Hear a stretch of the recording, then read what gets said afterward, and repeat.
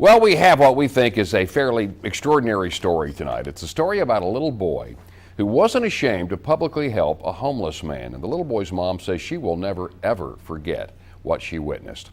WSFA 12 News reporter Bryan Henry has that in our Making a Difference report tonight. God our Father, God our Father. The faith of a little boy was on full display at the Waffle House at the Prattville-Millbrook exit one night a few weeks ago. I love you.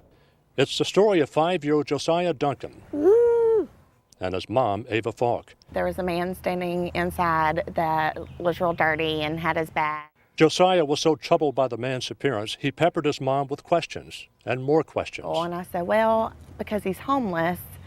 And Josiah said, well, what does that mean? And I said, that means he doesn't have a house.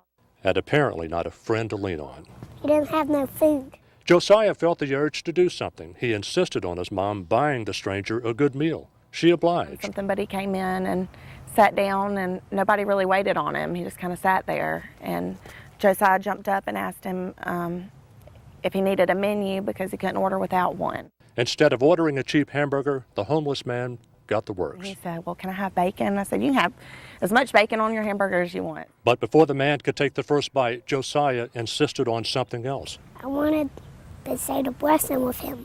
And Josiah did, publicly, with 11 other customers watching.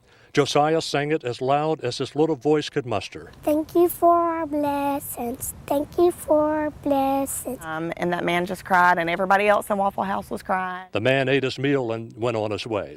He left with a full stomach while Ava left with a full heart. I wasn't judging him by Topped off with what she considers a touch of divine wisdom. that you never know who is an angel on earth, and then when the opportunity comes at you, you never should walk away from it.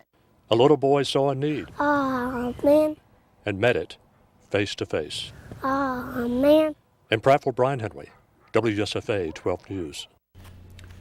Ava Falk says that since that encounter, she has only seen the man once, and that was 3 days ago. He was on his bike underneath the interstate bridge there at the Prattville-Millbrook exit. If you would like to let Bryan know about other folks who are making a difference in their communities, you can reach out to him by emailing him at bhenry@wsfa.com.